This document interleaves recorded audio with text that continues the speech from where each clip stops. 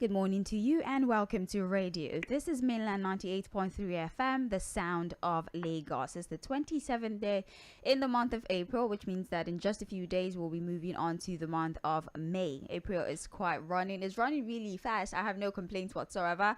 Of course, we are all excited for what is to come. We're looking forward to the decisions that will be made about certain important decisions. Also in the month of May, it is the, transfer of power from one administration to the next. So I think a lot of people are quite excited and they're anticipating what is to come for May.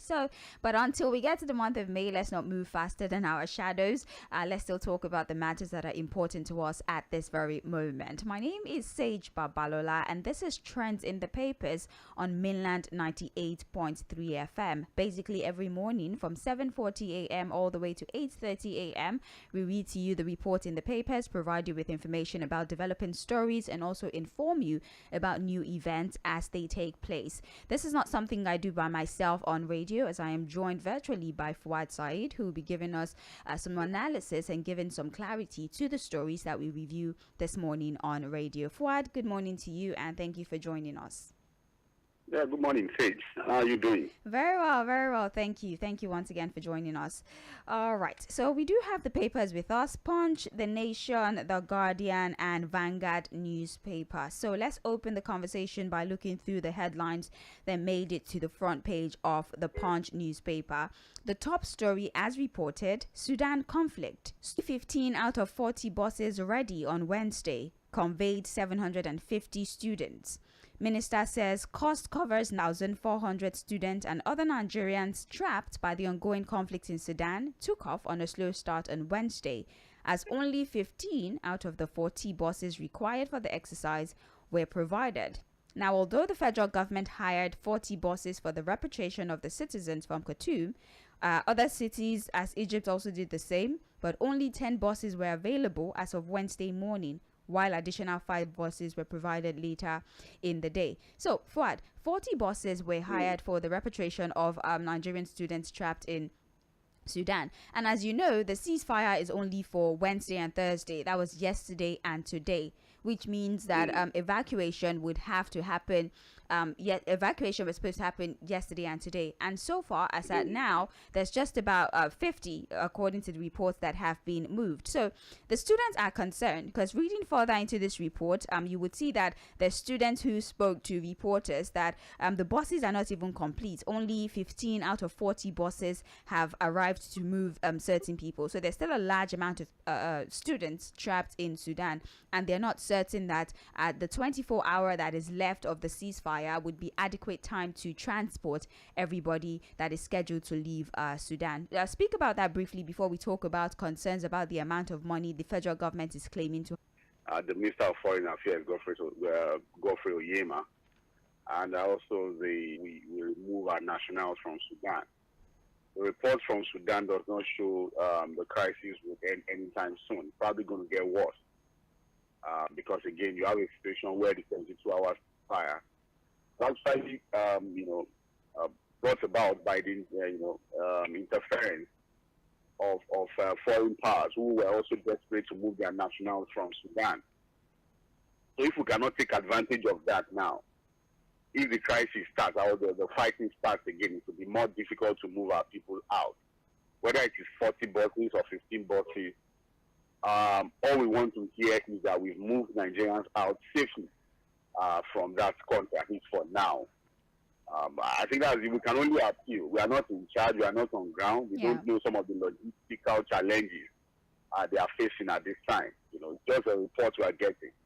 And I've said that as much as I don't want to give excuses for their inability to do the right thing or to move people out now, it's important for us to also understand that in a crisis situation like a war situation in Sudan, things may not go according to plan. Yeah.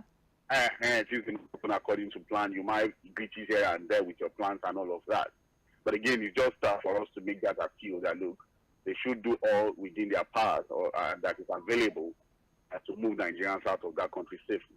Right. So 750 have been moved out so far with the 15 buses, as a bus can only convey 50 persons. So 750 students have been safely evacuated, and there's still a number of students, about 2,000 of them, I think, left to be conveyed. So they have the time span of 24 hours. That's the day where the ceasefire would end to move people out. Their primary focus is actually students, because Abigail Arbery says that their diplomats are actually still in Sudan, and they're there to coordinate the movement. So I think they're actually going to be the last to be evacuated after the students have been evacuated.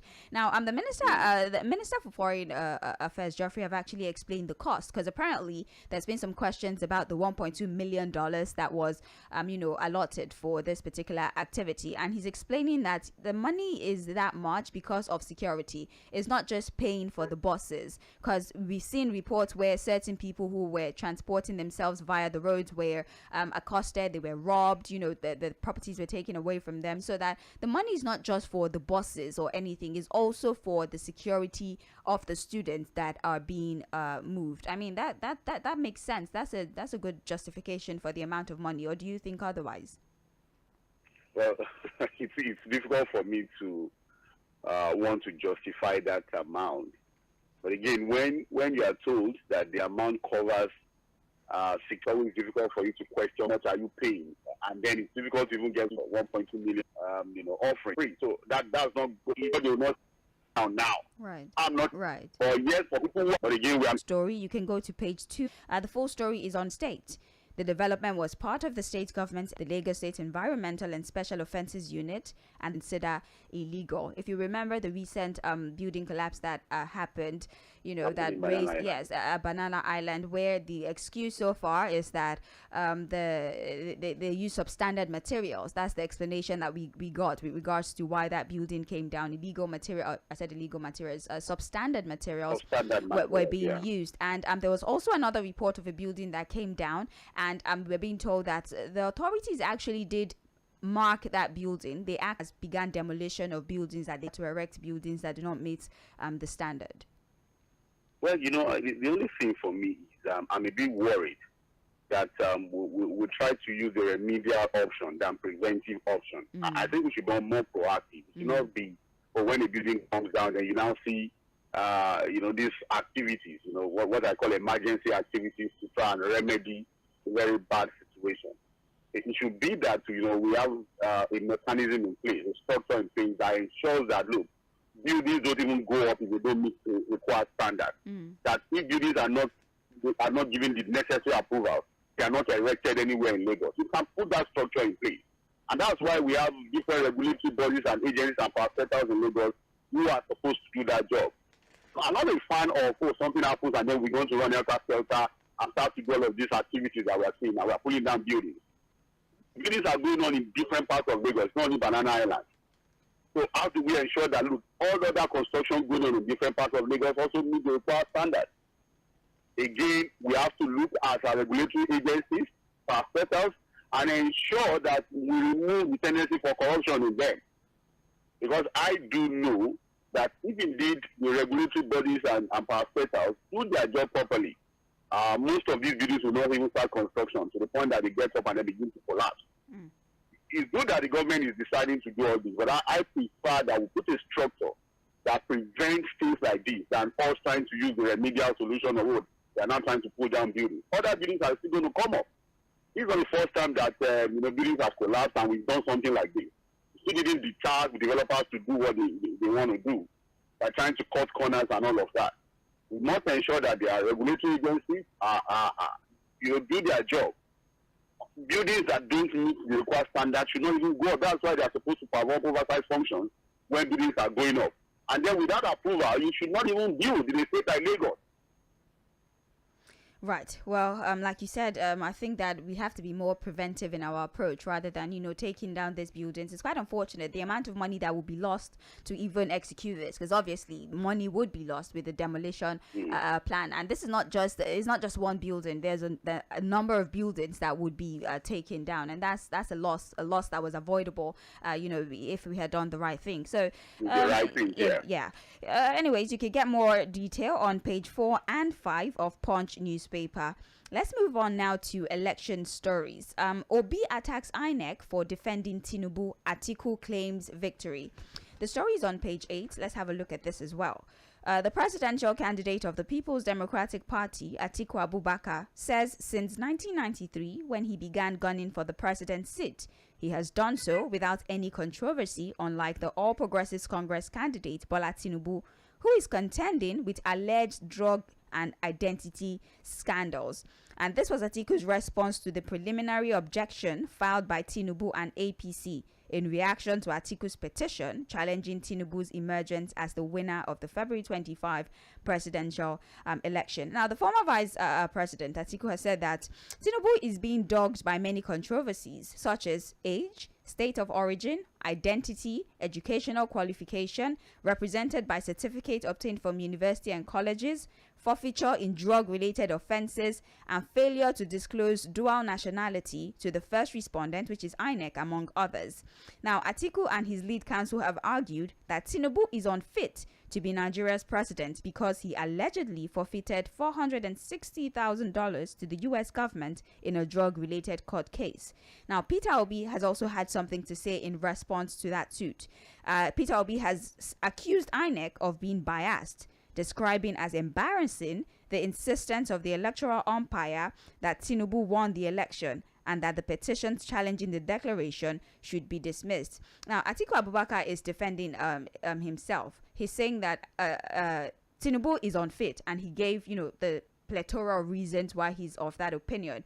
Obi, on the other hand, it does not even have anything to say to Tinubu. He's facing INEC because INEC had, continued to claim that Tinubu is the winner. And Obi, in his opinion, feels like INEC neutrality is expected of INEC. You're not supposed to be the right, person to attain that particular seat. You're supposed to be quiet in this matter. So, what do you think about Atiku's response to the emergence of Asiwaju Bola Ahmed Tinubu, and also what do you think about Peter Obi's position on INEC and their interference in the petitions that are happening at this time?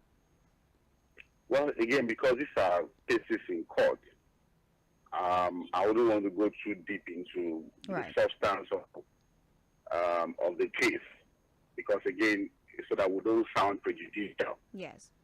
But the reality is that all of these petitions will be decided on their merit, not on sentiment. Because again, in law, simple practice of law tells you that who are alleged must prove. And how do you prove? You must come with substantial evidence to prove your case. And I've said that for election petitions, whether in the past or now, I'm 100% sure that these cases will be determined on their merits alone. We are hoping that they will be determined on their merits alone. And when we talk about the merits of a case in an election petition matter, you look at documentary evidence, logic. You also look at technicality, and ultimately you also look at the national interest in the case. And so, in all of the plethora of allegations leveled against Asiwaju Bola Ahmed Tinubu, it's not in my place to say, oh, those are valid allegations or not, because they are still in court. And until we have a pronouncement from the court, we can't over-discuss those issues, because those are still considered allegations for now. Whether they're true or not, or what the position of the law is on those things, we'll have to wait to see what the court will decide on them. Now, on Mr. Peter Obi saying INEC should remain neutral, well, again, he has a right to address INEC and talk to them in the manner he's saying now, because again, like always, if somebody is embittered or is not happy about the process, you respect that, of course, they are going to be that vocal and it's going to come out this way.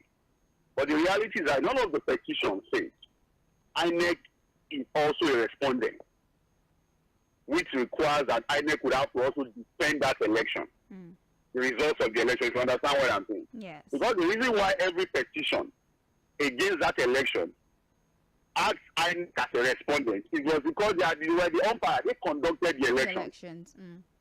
So it's just like when you call an examiner, come and justify the result you are giving to your student. And okay, well, it's true, now I marked it, it's called A.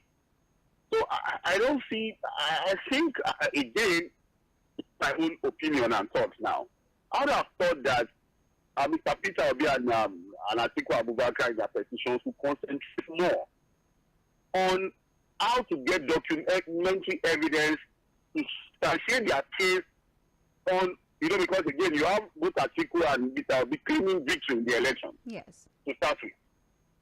Understand what I'm saying? Yes. In Atiku's petition, he wants to be declared winner. In Obi's petition, he wants to be declared winner. And I think that is the major concentration for me. Because you also have in another breath, both persons also petitioning, the election tribunal on whether Asiwaju Bola Ahmed Tinubu was even qualified to run in the first place. Right. So I would have that they should concentrate more on getting documentary evidence to prove their case, rather than doing the route of more on how to go to court to prove their case that indeed the election was flawed, or they had more figures to have been declared winner, and that indeed they got the constitutional requirements in terms of spread and all of that to prove their case. But I'm interested in what the tribunal will come out with as verdict on all of these things. In fact, there's one that is not captured in what you read now. I'm waiting for what the court will say on the 25% of 24 states and their case. Yes, and because that will put that particular case to resolution finally. Right. I'm curious as well. But, go ahead, Fuhad, please. But eventually it would be nice to see what the verdicts will be from the court. I think we shouldn't discuss these issues. These are cases in court, and the ethics of our job. That we just leave it the way we've said it now. Right. Well, thank you very much for that. All we can do is wait for what the court says after the tribunal. After the tribunal pronouncement, then we can start to analyze the situation. Yes. All right. It's on page 8 of the Punch newspaper. If you would like details on the story, also on page 8 we have a story here. It's also a headline: Tinubu speaker aspirant meets on zoning behind closed doors. Ahead of the zoning of the 10th National Assembly leadership by the All Progressives Congress, a leading aspirant for the speaker seat, Aliyu Berata, has met with the president-elect Bola Tinubu behind closed door. Berata, who is representing Biu Bayo Shani Kwaya Kusa Federal Constituency in Borno State, met with Tinubu at the Defense House in Abuja on Wednesday. The meeting, it was gathered, was part of the consultation by the All Progressives Congress on the zoning of the National Assembly leadership position. So, Fuhad, first things first, is it okay to as somebody who is aspiring for a particular seat to meet with the president-elect on the matter? I mean, is that acceptable? Is there a problem with that? Is there any reason for anyone to raise eyebrows? No reason. Because the president-elect, first and foremost, is also a leader of the party. Right. And the reality is that now that he's even president-elect, his influence in the party and national politics have become more. So it's expected that people who, of course, are aspiring, become principal officers in the 10th Assembly would want to really have conversations with him to get his support. Because that's one person now that, of course, a lot of influence now revolves around him. So it's not expected. This is what is expected. Before now, even before he came back, we had said that when the president-elect, it would be one major issue that he would have to really go into to resolve. That's the decision of the party on who becomes what, as Senate President, as Speaker, and all of that. It's one of the major political tests we have to really face now that he has returned. And I've been seeing meetings, Yeah. People have been having meetings with him. I think if you look at the report, even at the Senate presidency level, we're already seeing people, we are seeing pictures already. There's so much speculation out there. Too many speculations out there. It has been zoned this way, it has been zoned to the other side. We are hearing that the Senate president has been zoned to the south-south. There are also speculations that it's zoned to the southeast and all of that. But until we have an official statement from the APC, from the party, we cannot go with any of those speculations. Right. But from inside sources, and I'm saying this because of some of the people we're also speaking with from the APC. I have always been an advocate of the fact that we need first to have a Senate president that is a Christian for sake of balance. And most and the reasonable thing is to also ensure that thing is going to the south, either the southeast or the south-south. So from all of the speculations that we have, I think the front-line candidate from the south-south is Senator Godswill Akpabio from Akwa Ibom State. And then from the southeast, somehow I don't know why we have not been talking really so much about this particular senator. And that Senator Osita Izunato from Imo West. He's not a first-time senator. He's a returning senator. I think he was once in the House of Reps too. He's very experienced. And I must say that what we are getting is that if that position is zoned to the southeast, it most likely will go to Osita Izunato of Imo State. But again, these are all still speculations. We'll wait to see what the official announcement from the party will be, and then what will be decided eventually when the 10th Assembly convenes later this, I think in the next few days. All right. Well, page 8 of the Punch newspaper is where you will get that information. If you're just joining us, welcome. This is Mainland 98.3 FM. And happening right now is Trends in the Papers. Of course, the name already gives you an idea of what we're doing here. We're basically just analyzing and scrutinizing some stories that made it to the papers this morning. My name is Sage Babalola. Fuhad Saheed is joining me virtually, and we're together having a conversation about these stories. The last conversation we had was on the outcome, or should I say what we expect to be the outcome of those jostling for the seat of the Senate president. We have aspirants who have started to have conversations with the president-elect upon his return from his many travels. We're going to continue, of course, but please don't forget that we are on social media, Facebook, YouTube. We are streaming live, so go onto those platforms and join the show. You can also contribute. That is by 8:40. When we come back, we'll open the phone lines for you to contribute, and then you can also leave your contribution on those platforms. So when it's time for us to start taking submissions, we will take your submissions from those platforms. Thank you so much for joining us once again. So now let's continue. We have another headline here. Cash scarcity crippled Nigeria's economy, says United Nations. The shortage of the naira in recent times crippled the Nigeria economy, the United Nations has disclosed. It stated that the informal sector felt the brunt of the scarcity the most. It noted that the continuing decline of oil production is set to impact the country's finances in 2023. The United Nations also disclosed this at its Trade and Development Report update of global trend and prospects for April of 2020. They are not particularly excited. The inflation point, I think 91%, in the plans to widen the tax bracket is not something that the informal sector are particularly excited about, considering cost of production continues to go up. But Fuad, the position of the United Nations, what do you think about this information that they are giving us about our economy? Is telling us what we already know, right, and what we've talked about. I don't think there's anything new that the UN report is telling us. I think the new thing basically is to tell us the effect of the very unfortunate cash policy of the CBN. They talked about the informal sector bearing the brunt the most. We talked about it. Yes. Where that policy came up. The implementation was completely faulty. I'll say the reality is that there are still businesses that are still, struggling to get back to normal from that, ill-timed policy, very unfortunate policy of the CBN at that time. But there's still something that there's a question Nigerians are asking. Where is the new note now?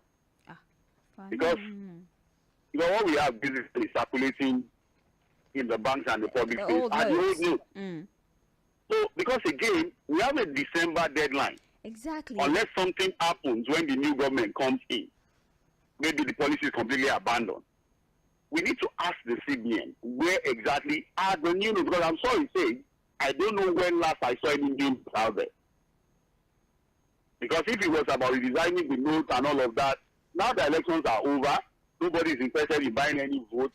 Can we have the new notes so that we begin to mop up the old notes? There's a way we begin to mop the old notes out of circulation before December. But the reality, the sad reality now is that the only thing you have out there circulating from the banks to the public space are the old notes. So is it that we stopped the printing of the new notes, or we never even printed enough at all? So what happens when we get to December? But I actually feel that wherever comes in will actually abandon that policy completely. Maybe give us a different direction on that. But it's important for us to state that, going forward, we shouldn't have a situation where, institutions come up with policies that cripple businesses rather than support them to grow. We need to emphasize and state it. What happened the last time was an unfortunate policy that has crippled so many businesses, and a lot of them that did not die are still struggling to survive now. Very unfortunate. Very, very unfortunate. On crude oil theft, we said a whole lot about it. Instead of government thinking of taxing the people to death, we need to look at crude oil theft so that we can make enough money. We have revenue shortfall. Fuhad, but I mean, wasn't that the whole point of the Tompolo project and what have you? I mean, wasn't that the whole essence of that? I mean, that should have enough of an impact to minimize the losses attributed to crude oil theft. I mean, we're paying them a lot of money. We're paying them a lot of money. No, it's 4 billion every month. That's what we do. That's a lot of money. So what we maybe the Tompolo arrangement is not adequate, to solve our oil theft problems. So maybe we need to do something more. But again, I've always questioned the Tompolo arrangement and the sustainability, really. Why do we have the Navy? Why do we have the Customs? Why do we have the Army? Why do we have all of these security operations? And yet we have to give, the securing our oil crude production to an individual as a contract. Maybe because he knows the terrain. Local intelligence. Exactly. That's what I'm saying. That I agree with local intelligence. That sometimes when it comes to security issues, you need some level of local intelligence. Right. But I still think that our armed forces, the Navy and all of that, if they are free from corruption, which has always been the allegations, on why they've been able to do their job properly to secure our oil production, I think we just need to look at that area again and ensure that we produce and account for what we produce. And having a 50% of our oil crude production are stolen. At this time, if you want more detail, pick yourself a copy of The Punch and you can look through all the stories. Don't forget the conversation continues on social media. We have the stories on there, so you can go and contribute on these particular stories. Moving forward now, The Guardian newspaper, we have it here. The top story as reported on the front page of The Guardian, marketers in limbo over implementation. $15.1 billion foreign exchange demand for fuel importation. Nigeria may see a foreign exchange gap hovering around $15.1 billion as the federal government plans to remove subsidy on the premium motor spirit PMS in 2 months. This comes as marketers have insisted that unless a practical framework is designed to manage the transition to a deregulated market, the crisis caused by the Naira redesign policy may resurface. About $15.1 billion, which is 7 trillion naira, is spent yearly to import PMS alone. The Nigeria National Petroleum Company Limited funds the spending by being the sole importer. Now, the marketers are concerned as to how the federal government intends to manage the imminent deregulation market and feisty foreign exchange crisis.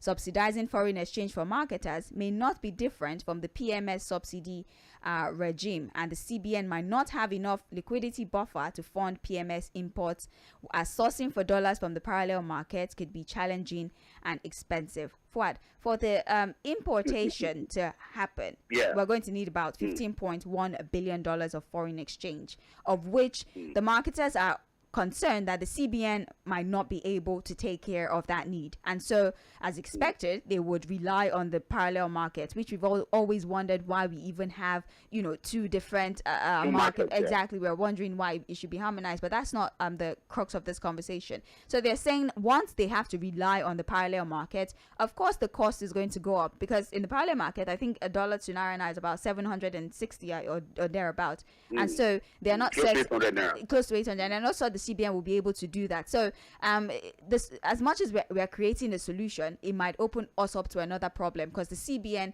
cannot solve the foreign exchange crisis that we're facing right now, and petrol would most likely eat 800 naira per litre from June. The stakeholders are also showing doubt in the federal government. Fuhad, I don't know the question. It's so confusing. I don't know. I don't have the question. It is needlessly confusing, because that's a confusion that ordinarily should not even happen to a country like Nigeria. We keep talking about the fact that the only reason why we have this confusion, this unfortunate situation, is that we are importing refined fuel. That's the only reason. It's not that there's any other reason.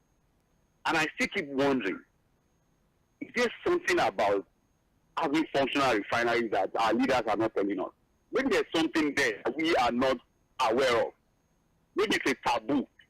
It's possible there is a taboo that the country must have functional refineries. Who says it? It's a taboo. Because what operates in other climes, all oil producing nations, what they've been able to do, it may be a taboo here in the country. It will be nice to get our leaders to explain to us why Saudi Arabia has several functional refineries functioning under the Aramco state-owned oil company, while a small Angola in sub-Saharan Africa, the second largest oil producing nation in sub-Saharan Africa, is able to run its own refinery, and we can't do that. And that's why we are saying, unfortunately, some of the issues we are supposed to have, brought to the table before the election. Right. There's no mincing words about it. You don't need to gloss over it. If subsidy is removed and we are still importing PMS, we are going to run into serious crisis in the country. This is not sound alarming. It's just the reality. Now, there's something about the report that I want you to pay attention to. Right. We are trying to remove subsidy because, again, we cannot go on spending about 7 trillion naira to subsidizing refined fuel. But the problem, again, is this. Even if we deregulate the idea of importation, we issue licenses to people. Right. We break the monopoly of NNPC as the sole importer. Yes. The question would be, the people will give licenses to begin to now bring in the fuel. Where would they source their dollars from? Exactly. That's the concern. That's the concern. So if the CBN decide to begin to give them dollars out of it, that's also a form of subsidy. Yes. And we'll spend money. Because the CBN will now have to begin to subsidize because they can't go and buy dollars from the open market. If they decide to source their dollars from the open market at almost 800 naira per dollar, how much are we going to sell fuel? It will be almost 1,000 naira per liter. Yes. That is not supposed to even go to the logistics, the payment for storage facilities, distribution costs, and all of that. And as our naira continues to fall against the dollar, it continues to rise. That is why we are saying that how do we explain in state that from 1999 to date, successive governments have not been able to fix our refinery? Now I keep asking a question. How was it that an individual, just one man, was able to build the largest refinery in just 6 years? Where did nothing against Dangote refinery, a fine gentleman, successful businessman, the pride of Africa, the richest black man in the world, as we speak. But the question is, in building that his refinery, where did he get his dollars from? Did he get it from the CBN? Or the parallel market? Or the parallel market? We need to know. But we may not get the answer because it's a private business. Exactly. He's not entitled to tell us anything. But the one that we knew was eventually our NNPC, who did not focus on fixing his own facility, our refineries, eventually gave him $2.5 billion to buy 20% stake from the Dangote refinery. Stage, I know our people are intelligent as they are listening to us. They can piece all of these things together and understand why we are in this mess and dilemma. And I keep saying it again. If there's anything that came as the biggest disappointment for me from the APC government in the last 8 years, it is that for 8 years we were not able to fix our refineries, which they promised to fix when they came in 2016. I was one of the people that was so optimistic about a final resolution to our oil problem when President Muhammadu Buhari made himself the Minister of Petroleum. A lot of us celebrated him. We said, look, a new sheriff was the town. It is now so extremely disappointing that 8 years down the line, the situation has gotten worse and we have not been able to fix that problem. June is here already. I think Nigerians need to pay attention to that particular issue. Business owners need to pay attention to that particular issue. Individuals need to pay attention to that particular issue.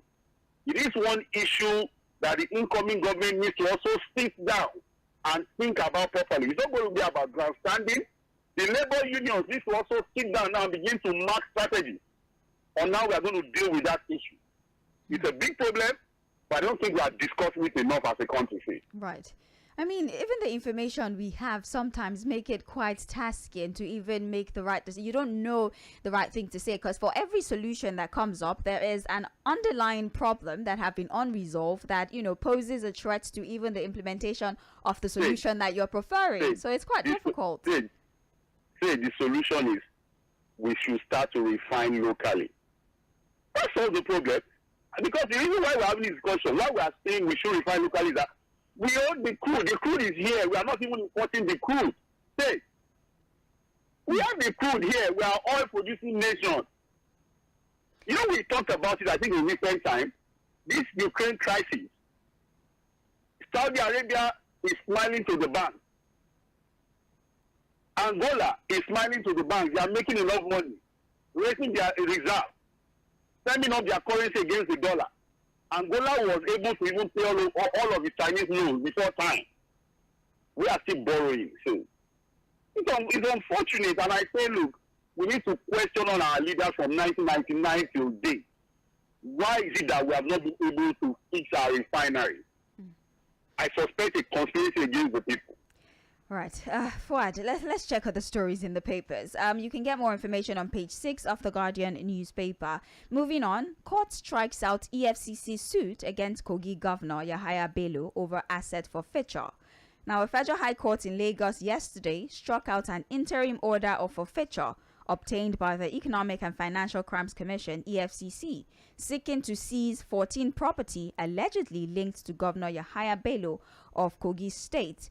The court has also directed the EFCC to make a publication in 2 national dailies for any interested parties to show the cause why the order should not be made absolute. Yahaya Bello have actually defended his position. First things first, as a sitting governor, you're not allowed to institute any suit against the sitting governor, as they enjoy the privilege of immunity. His defense has also been that all of the properties that you're speaking about I acquired before I even became a public servant. So there's no justification for your case whatsoever. So just basically in summary, the court has asked that the EFCC, they struck out the suit by the EFCC, the suit that was leveled against the Kogi State Governor Yahaya Bello with regards to his asset. So there is no case for now, in a manner of speaking. But do you think that moving forward, probably when the immunity clause, does not protect the governor anymore, do you see the EFCC continuing to pursue this case, irrespective of the fact that the court has now, they decided to strike out the case against him in regards to 14 properties that were linked to him, which the EFCC believe he acquired unlawfully? They can bring up the case again when he no longer has immunity. Again, one was wondering then why you prosecute a governor that has immunity. Right. I mean, probably the most reasonable thing to do was to wait for his tenure to end, and then you can start a proper legal proceedings against him. But the decision is what it is, and I think if the EFCC thinks there's a need to restudy the case against him again, maybe there are more evidences and all of that. Why not? They can always do that when they off. Well, I don't know. I feel like sometimes the people that wrote the law, the people that are meant to implement it, sometimes forget the contents of the law, because, like you said, I mean, why would you even start a case with somebody that is protected? With about technicalities, logic, and all of that when it comes to the law. Right. And sometimes, our politicians understand these things. They have lawyers who are very brilliant. And that's why sometimes when you are taking them to court, they are so hard, because they understand some of the lacuna that we have in our laws. Right. They know some of these technicalities that can set them free easily. So sometimes you see them just smiling to the court, feeling very pumped up that, look, nothing's going to come out of our court process, because there are too many loopholes in our laws, to set them free. To those technicalities be brought up by a lot of their brilliant lawyers. And I know when I say they are brilliant, these are guys who understand the technicalities to set these guys free. But again, the prosecution also has to do its job. We always say law is not about sentiment. Yes, it's about facts. Alleged, you must be able to prove. It's about facts. So it is what it is, really.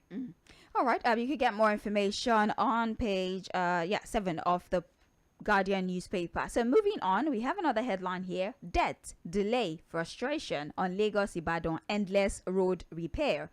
Rider to this, Shagamu Lagos section, case study in poor project management, construction firm assures of meeting deadline. It was yet another tale of woes on Sunday as 7 people lost their lives following a fatal crash at the World Opik area of the Lagos-Ibadan Expressway. Motorists and residents of border communities between Ogun and Lagos have blamed untimely death in the area on everyday stress encountered in traffic.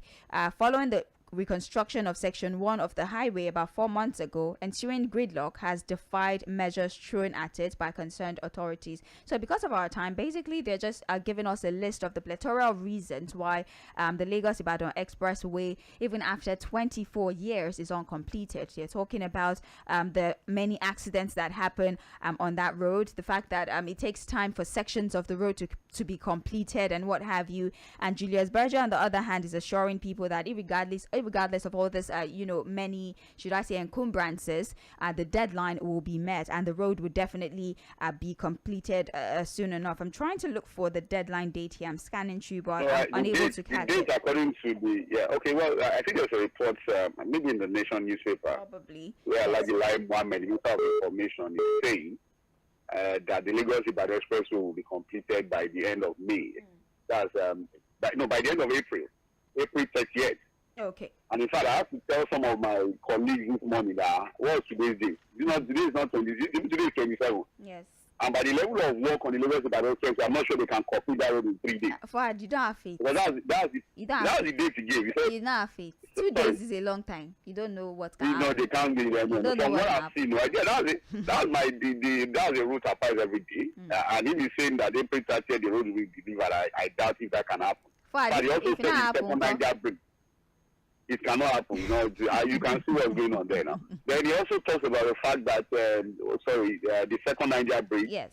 I think the 15th of May or so, that would also be delivered and completed. But for me, I think maybe before they leave the office, before May, probably May before 29. May 29. Yeah, that's a more realistic time span. A more realistic timeline, yeah. Yeah, all right. Well, that's it for the Guardian newspaper. We could just look through the Nation newspaper as we have about 3 minutes before the end of this particular segment of the breakfast show. So we have here on the headline of the Nation newspaper, top story, Tinubu APC target consensus, Senate President Speaker. Ruling party favors Christian to lead the Red Chamber. The ruling All Progressives Congress yesterday has kicked off the search for the 10th Senate President and House of Representatives Speaker. The party is likely to adopt consensus in choosing the 2 principal officers it was lent. According to a party source, consensus was proposed to avoid a rancorous contest and ensure unity and cohesion. Fuhad, do you think that consensus might be a wise alternative in picking the Senate President? If the APC is able to pull that through, then that would be a fantastic political achievement for Asiwaju Bola Ahmed Tinubu. If he's able to pull that through, it's going to be difficult because of the political gladiators involved. Right. But if he's able to pull that through, then that would be me giving him 100% on political strategy when it comes to fixing the issues of the National Assembly. If he's able to pull that through, although there are people who will tell you that he has the political sagacity to do that. He's a political generalist, he understands politics to that extent. But it would be nice to see, it would be interesting to see how he will be able to pull that off. Through. If this report is actually true. Since he returned, he's been having meetings. We've been seeing pictures, we've been seeing videos, and sources have been saying that, look, the APC is looking at the South. And like I said, there's this senator from Imo State that we need to pay attention to. It may well just emerge as our next president. Right. Well, the lobbying by aspirants have intensified, definitely. So we can understand why there might be, some sort of apprehension regarding if a consensus will be possible. But just like you've said, Fuad, if eventually a consensus is used in the selection, I mean, it will be something interesting to see. Major political one. Yes. All right. Other headlines here: Nigeria Air will fly before May 29. Minister insists.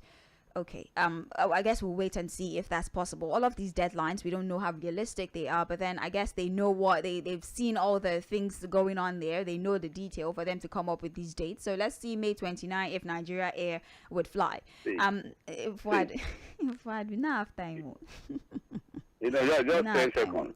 I'll still ask the same question. Right. Why are we so desperate about having this Nigeria Air thing fly? I mean, we wouldn't know unless they give us The information. Minister of Aviation should please tell us why we are so desperate about it. There's a federal high court judgment stopping the issue of licenses to Air Nigeria. Yes. So this insistence on it to fly before mid-20, I don't know where it's coming from. Because it's going to go against the ruling of the airline operators have approached the court, and the court have asked that they suspend the licenses. They shouldn't give AOC. And so how is it going to fly if the court does not rule that the license should be given? Is it going to fly without the license? Well, that's the thing. We don't know what they know. It cannot happen because we are a country governed by law. Right. So you have to respect the decision of the court. Okay, we should still maintain status quo as it is. Right. And say, let us also put this out there. What is Nigeria going to eventually get from this arrangement? 49% is Ethiopia of this entire arrangement goes to Ethiopia Airlines. The federal government will only be getting 5% from the arrangement, only 5%. And then 46% goes to Nigerian investors. Who are those Nigerian investors? We don't have that information. I guess we'll find out. Other headlines. So you understand why some people are desperate to have this thing fly. Well, who are those 46%? Let's move on. Election petition, Atiku Obi attack INEC. We spoke about that. 500 Nigerians evacuated to Egypt in 10 buses. Lagos government, Owando partner in electric bus delivery. Yeah, they've been talking about, us looking into gas-powered transport systems in order to minimize global warming and what have you. So let's see how that goes.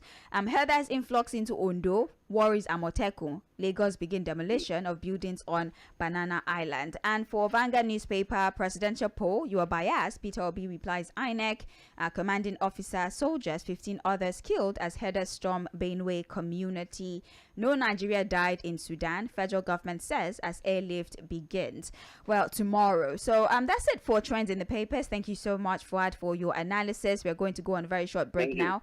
Yes, 8:40 will be back, and it is Open Mic Thursday, which means that you get to pick what story is significant to you. My name is Babalola. This is Mainland 98.3 FM, the sound of Lagos.